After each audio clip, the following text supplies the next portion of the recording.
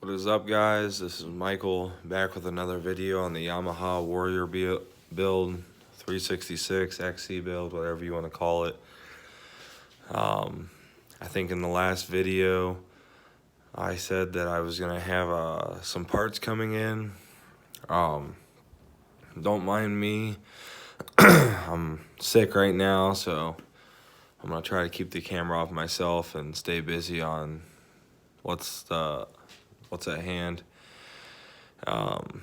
So what we got going today is we got our parts in the mail, which were the bearing kit for the Yamaha Banshee rear shock.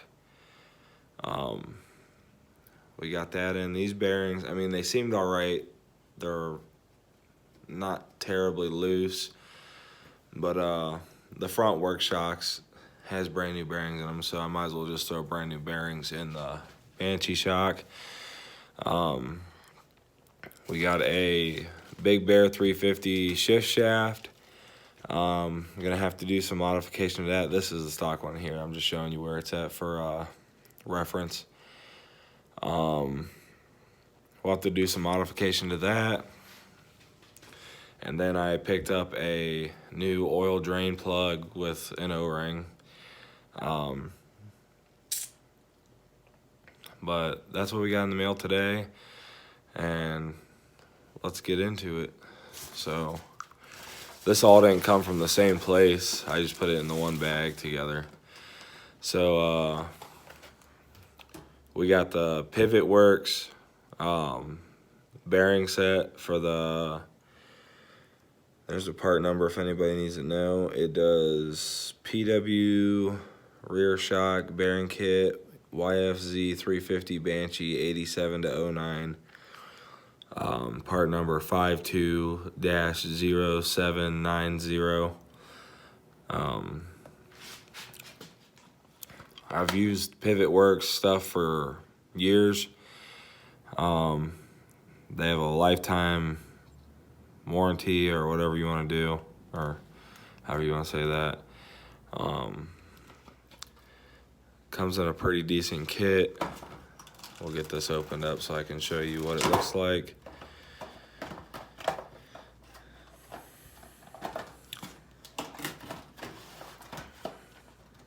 Just bear with me, I got a cold. Always get a Pivot Works sticker. That'll be added to the desk here. Got your seals, upper and lower seals for both sides. I do believe, yeah, these are the upper bearing caps right here. They're the smaller ones. Lower bearing caps. And then the bearings themselves.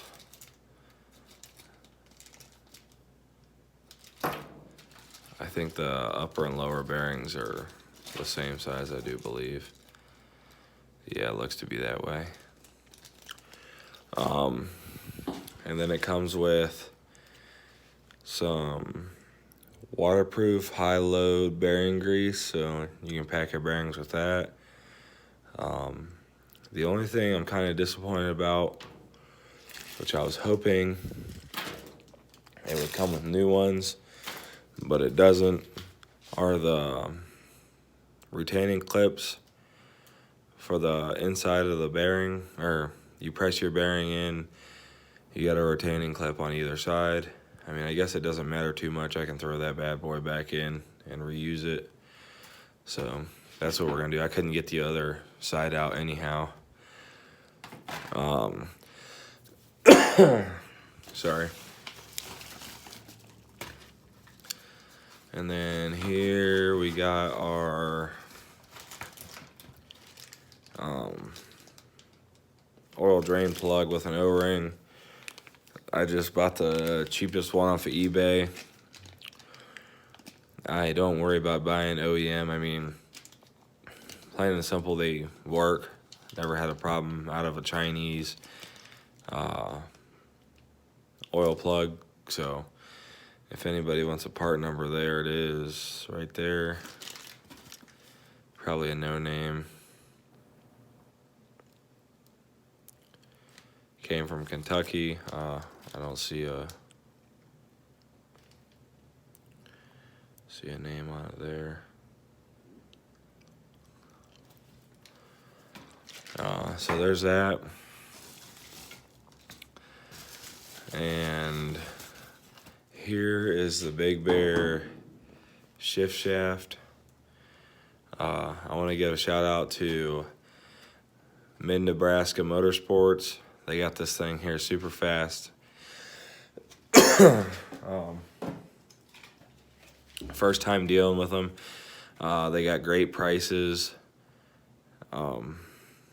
There's their info if you ever need anything out that way. They got a YouTube channel, Mid-Nebraska Motorsports. Go give them a follow, check them out. But let's get these shocks out of the way first off.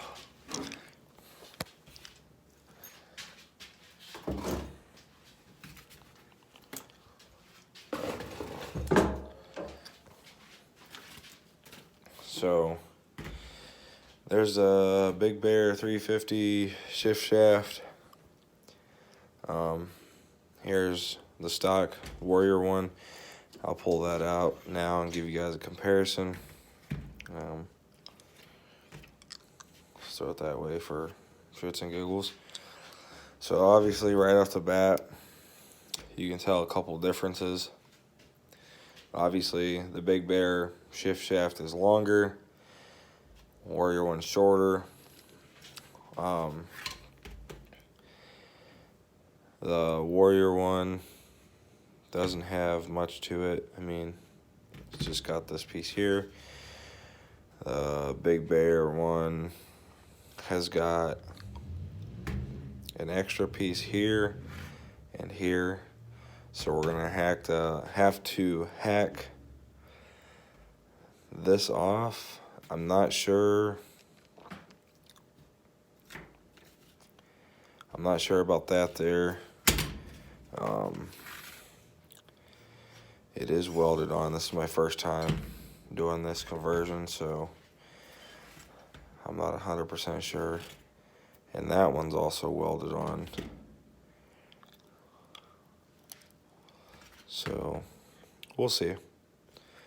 Let's try to throw it in there to see if it'll work for us. I don't know if that's supposed to go in between these springs or what.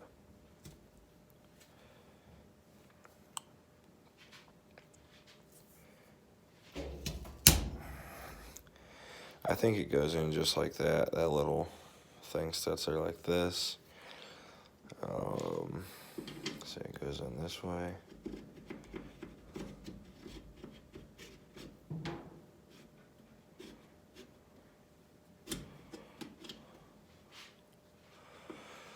So it seems to be right. I'm not sure exactly if that's setting right or what. Let me throw that throw the old one in there to see how it sits. Well, let's just compare them outside. So that one's end looks like that, and that one ends look like that. Let's throw them side by side. So they look the same. So I do believe it was setting right. So we'll throw that back in there.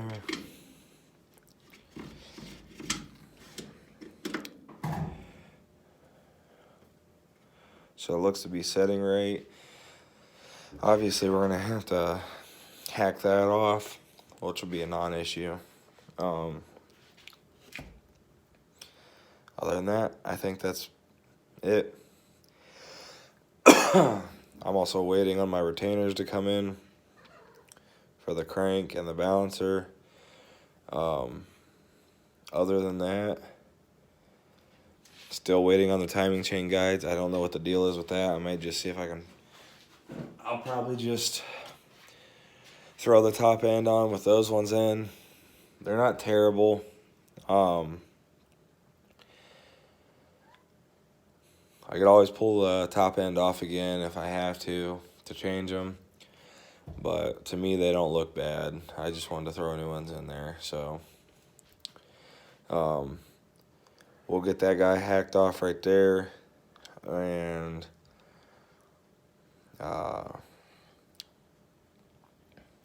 throw the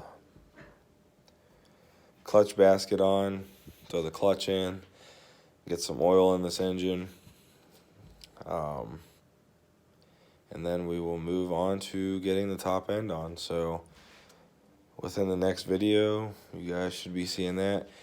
I'll show you this after I get it, the end of this hacked off, what that looks like, and then I'll do a video on installing these rear Banshee shock bearings onto the shock here. So we'll see you guys later. Don't forget to like, share, and subscribe.